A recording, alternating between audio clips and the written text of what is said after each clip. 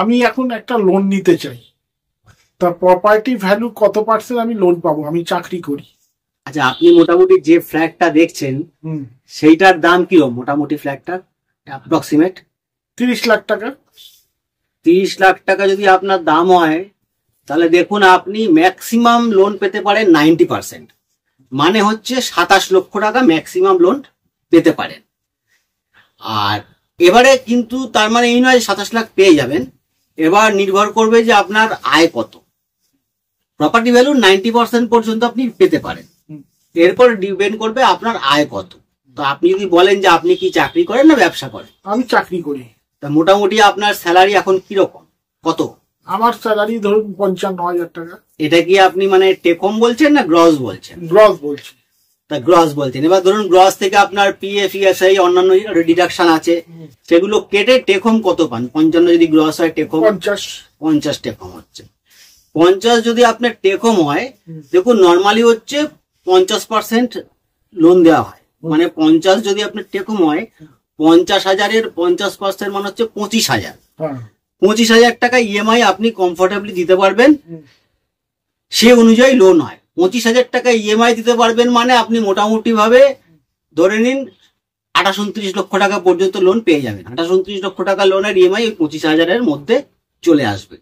এবারে কিন্তু জানতে হবে যে আপনার বর্তমানে বয়স কিরকম। আপনার কি 40-42 বছর বয়স? 42 বছর বয়স। 42 বছর বয়স। আর আপনি কি সরকারি চাকরি করেন না প্রাইভেট চাকরি? প্রাইভেট। তার মানে ধরে নেবে 42 বছর বয়স, প্রাইভেট চাকরি, রিটায়ারমেন্ট 58, কিন্তু নর্মালি 60 বছর বয়স পর্যন্ত লোন দেওয়া হয়। তার মানে আপনি 18 বছরের জন্য লোন পেয়ে যাবেন। 42 বছর বয়স, 18 বছরের জন্য লোন পেয়ে যাবেন। এবার দেখুন যদি আপনি 18 বছরের জন্য লোন পেয়ে যান, তাহলে আপনার হচ্ছে কি ফ্ল্যাটের দাম 30 লক্ষ, 18 বছরের জন্য লোন পেয়ে যাচ্ছেন, মানে আপনার 50,000 টাকা যে আপনার টেক হোম স্যালারি, তার হাফ হচ্ছে 25,000 টাকা। এবার দেখতে হবে যে 18 বছরের জন্য ইএমআইটা কত আসছে, 18 বছরের ইএমআইটা কত আপনার আসছে। এবার আমি আপনাকে সেই হিসেবটা বলে দিচ্ছি। 18 বছরের ইএমআইটা কত আসছে এটা একটা ক্যালকুলেটর থেকে আরামসে যে কেউ বার করতে পারে, আমি বলে দেবো। ধরুন 18 বছরের আপনি 1 লক্ষ টাকা হিসেবে বলি, তাহলে বুঝতে আপনার সুবিধা হবে।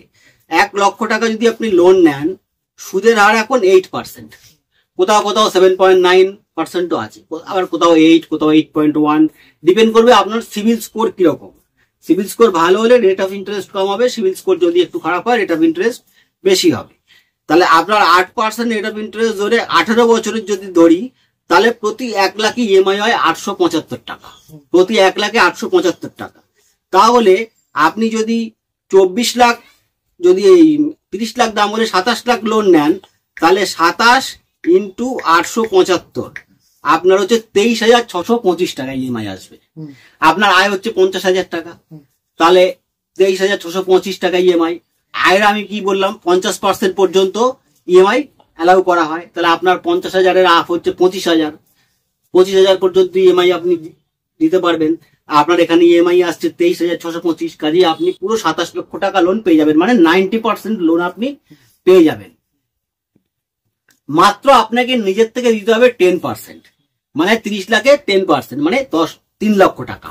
আর কি দিতে হবে আপনাকে, যে ফ্ল্যাটটা যে রেজিস্ট্রি করবেন সেই রেজিস্ট্রেশনের মোটামুটি এখন লাগে 7%। 1 কোটি টাকা পর্যন্ত ফ্ল্যাটে 7%, 1 কোটির উপরে গেলে 8%। তাহলে আপনার 7% যদি আপনার 30 লক্ষ দাম হয়, তাহলে মোটামুটি 2,10,000 টাকা, 2 লক্ষই ধরুন। তাহলে এদিকে আপনাকে ফ্ল্যাট কেনার জন্য 3 লক্ষ আর রেজিস্ট্রেশনের জন্য 2 লক্ষ, 5 লক্ষ টাকা আপনার পকেট থেকে দিতে হবে। এই হচ্ছে জিনিসটা, আপনাকে আমি পরিষ্কারভাবে মানে সাদা কথায় শর্টকাটে বুঝিয়ে দিলাম যে তাহলে একটা 30 লাখ ফ্ল্যাটের দাম 2 লাখ, রেজিস্ট্রি 32 লাখ, আপনাকে দিতে হবে 5 লাখ, বাকি 27 লক্ষ টাকা যেখান দিয়ে লোনটা নেবেন, ব্যাংক হোক বা বিভিন্ন এনবিএফসি হোক বা এলআইসি হোক, এখান থেকে আপনি 27 লক্ষ টাকা পর্যন্ত লোন পেয়ে যাবেন। আচ্ছা, এবারে আপনার আর কি জানার আছে বলুন, আমি আপনার সমস্ত প্রশ্নের উত্তর দেবো, এবং শুধু আপনার এই প্রশ্নের উত্তরগুলো দেওয়ার মাধ্যমে আপনি অবগত হবেন যে আমাদের এই ভিডিও দেখে প্রচুর সাধারণ মানুষ যারা লোন নিয়েছে বা নিতে চাইছে হোম লোন, তারা কিন্তু এই ভিডিও দেখে কিন্তু তারা অনেক তথ্য পাবে এবং তাদের অনেক উপকারে লাগবে এটা। আচ্ছা, আমি কি করে বুঝবো ধরুন রেরা অ্যাপ্রুভ ছাড়া কি রেজিস্ট্রি হয়? রেরা অ্যাপ্রুভ ছাড়াও রেজিস্ট্রি হয়। রেরার সাথে রেজিস্ট্রেশনের কোনো সম্পর্ক নেই। রেরা অ্যাপ্রুভাল থাকলে মানে কি যে সবকিছু জিনিস একদম সব পেপার পত্র এবং ঠিক আছে, এবং বিল্ডার বা ডেভেলপারের একটা স্ট্যান্ডার্ড আছে, সে সমস্ত কিছু ঠিকভাবে মেনটেন করছে, এবং সে টাইমলি আপনাকে যে প্রতিশ্রুতি দিচ্ছে যে 1 বছর বাদে আপনি হাতে পাবেন, 2 বছর বাদে হাতে পাবেন, সেই প্রতিশ্রুতি রক্ষা সে করবে। না করলে তাকে রেরা আইন অনুযায়ী তাকে ফাইন দিতে হবে।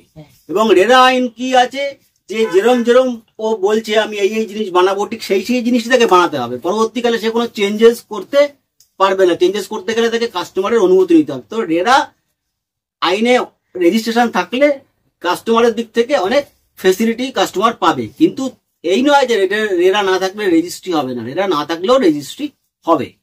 রেরা না থাকলে রেজিস্ট্রি হবে।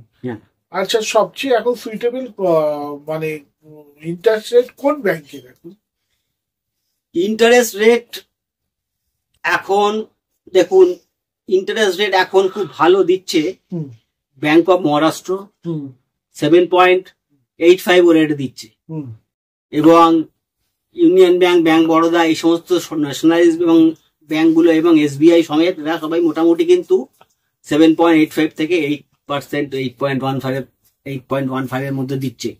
LIC হাউজিং ফাইন্যান্সে এখন 8% রেট দিচ্ছে। কিন্তু এখন একটা জিনিস আপনাকে বুঝতে হবে, এখন কিন্তু রেট হয়ে গেছে সিভিল স্কোরের ওপরে। যেরকম 800-র ওপরে সিভিল স্কোর হলে 7.85, 750 থেকে 800-র মধ্যে হলে তখন হয়ে যাবে কি 7.95, এবার 750 থেকে 700-র মধ্যে হলে হয়ে যাবে 8.10। তো আবার 700-র নিচে হয়ে গেলে তখন একটু বেশি রেট হয়ে যাবে, হয়তো 8.40। তো সিভিল স্কোর ভালো থাকলে লোকের লোন শোধের রেকর্ডটা ভালো, তার জন্য তাকে কি হয়, সমস্ত ব্যাংক রেটটা কম দেয়। এখন রেট যেটা আছে 3 থেকে 4টে স্ল্যাব হয় রেটের। আপনার সিভিল স্কোর অনুযায়ী যে স্ল্যাবে আপনি পড়বেন, অ্যাকর্ডিংলি আপনি সেই অনুযায়ী রেট পাবেন। মোটামুটি রেট 7.85 থেকে আপ টু 8.95 পর্যন্ত রেট আছে। 7.85 থেকে 8.95 পর্যন্ত রেট আছে। কোনো কোনো ব্যাংক আবার মহিলা অ্যাপ্লিকেন্ট থাকলে একটু রেট 0.05% কম নেয়, মানে 5 পয়সা কম নেয়। কোনো কোনো ব্যাংক আবার সরকারি কর্মচারী হলে 5 পয়সা কম নেয়। কোনো কোনো ব্যাংক আবার ডিফেন্স পার্সোনালদের জন্য 5 পয়সা কম নেয়।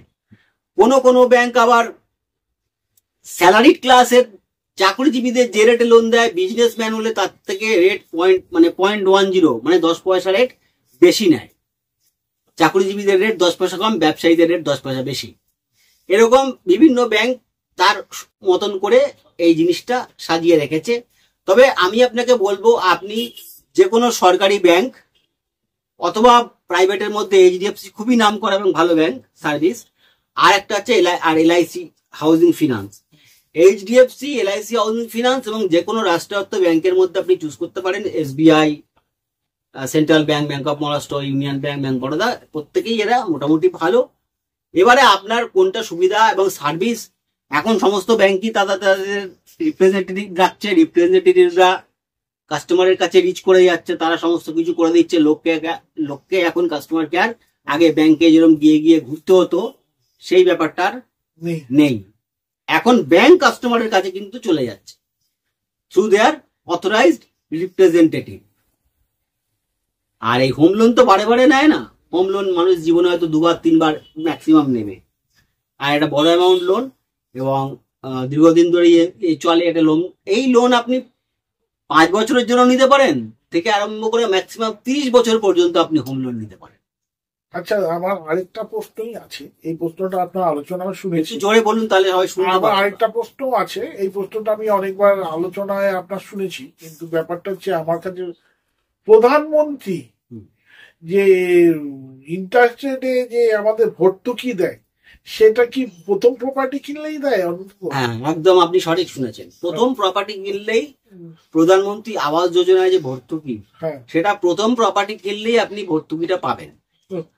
প্রথম কত টাকা অবধি ভর্তুকি? এই ভর্তুকিটা আপনি এখন 1,80,000 টাকা পর্যন্ত ভর্তুকি পাবেন। এই PMY 2 যেটা, প্রথমবারে যখন বেরিয়েছিল তখন 2,40,000 2,70,000 পর্যন্ত ভর্তুকি পাওয়া যাচ্ছিল, কিন্তু এখন PMY-2 যেটা বেরিয়েছে, হ্যাঁ, যেটা আরবান, গ্রামীণ না, prime minister Awas Yojana urban, যেটা শহরাঞ্চলের জন্য, যেটা সেখানে এখন 1,80,000 টাকা পর্যন্ত আপনি ভর্তুকি পাবেন, কিন্তু আপনাকে প্রথম প্রপার্টি হতে হবে, হ্যাঁ,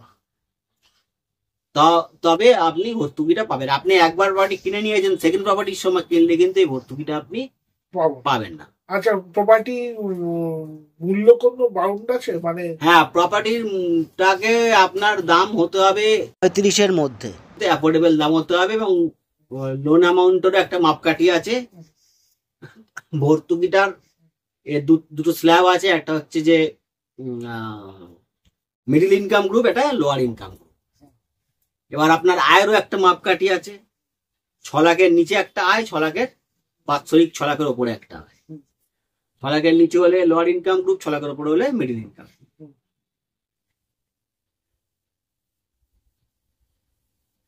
আর কিছু প্রশ্ন আপনার লোন সংক্রান্ত? আর যদি কখনো প্রশ্ন থাকে অবশ্যই করবেন, তাহলে কি হবে, আপনার এই প্রশ্নের মধ্যে দিয়ে সমগ্র সবাই উপকৃত হবে। আর আগামী দিনে আরো কিছু যদি আপনার কোয়ারি থাকে অবশ্যই আপনি আমাকে জানাবেন। ঠিক আছে, ধন্যবাদ।